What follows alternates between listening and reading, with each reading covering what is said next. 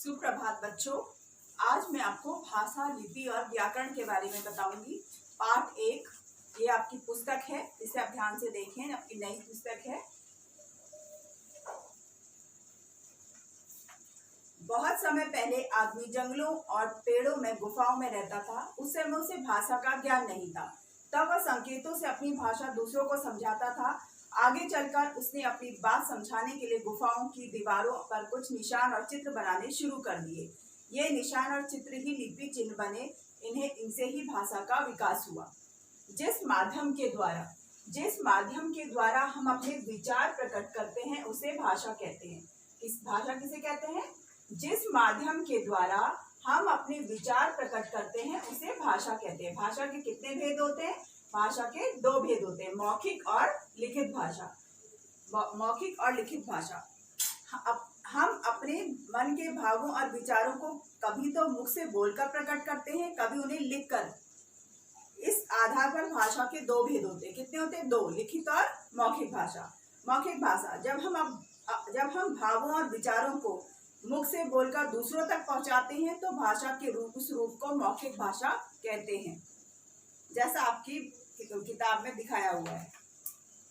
लिखित भाषा, जब मन की बात को लिखकर प्रकट किया जाता है उस भाषा के रूप को लिखित भाषा कहते हैं।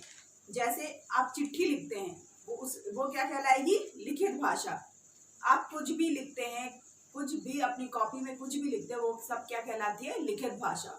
भाषा का प्रयोग जिस रूप में होता है उसे भाषा का कौशल कहते हैं। भाषा के कौशल 4 प्रकार के होते हैं। कितने प्रकार के होते हैं? 4 प्रकार के। भाषा के कौशल 4 प्रकार के होते हैं। बोलना, सुनना, पढ़ना, लिखना, ये भाषा के कौशल हैं। राजभाषा, देश के कामकाज के लिए जिस भाषा का प्रयोग किया जाता है उसे राजभाषा कहते हैं। जैसे हमारी राजभाषा क्या है? हिंदी। देश के कामकाज चलाने के लिए जिस भाषा का प्रयोग किया जाता है उसे राजभाषा कहते हैं। हिंदी भारत की सबसे महत्वपूर्ण भाषा है। 14 दिसंबर 1949 को हिंदी को भारत की राजभाषा के रूप में स्वीकार किया गया।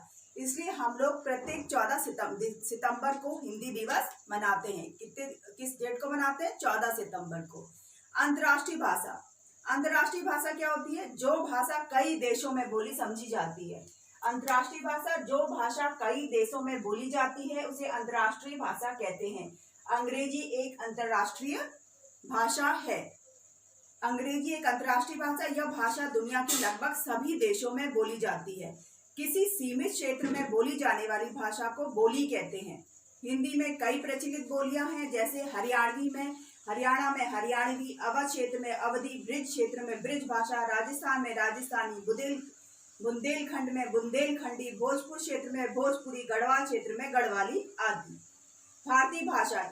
हमारा देश बहुत विशाल है, इसमें कई भाषाएं बोली जाती हैं। भारत के संविधान में 22 भाषाओं को मान्यता दी है। कितनी भाषाओं को मान्यता दी है? 22 भाषाओं को। अभी तक हमने आपको बताया अंतर्राष्ट्रीय भाषा।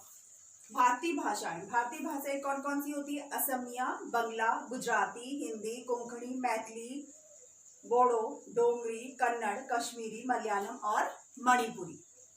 मराठी, संस्कृत, तेलुगु, नेपाली, संथाली, उर्दू, उड़िया, सिंधी, पंजाबी, तमिल।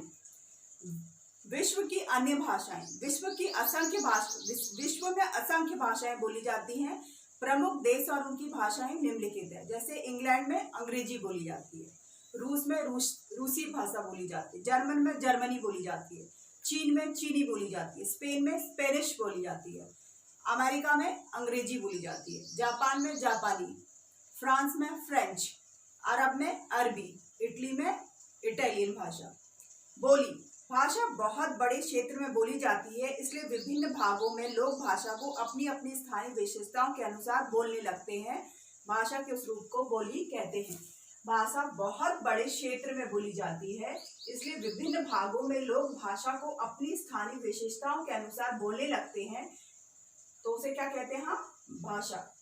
भाषा के रूप को बोली कहते हैं। भाषा के उस रूप को क्या कहते हैं? बोली। भाषा को लिखने के लिए कुछ चिन्ह निर्धारित होते हैं, उन्हें लिपि कहते हैं। भाषा को लिखने के लिए कुछ चिन्ह निर्धारित होते हैं जिसे हम क्या कहते हैं, लिपि।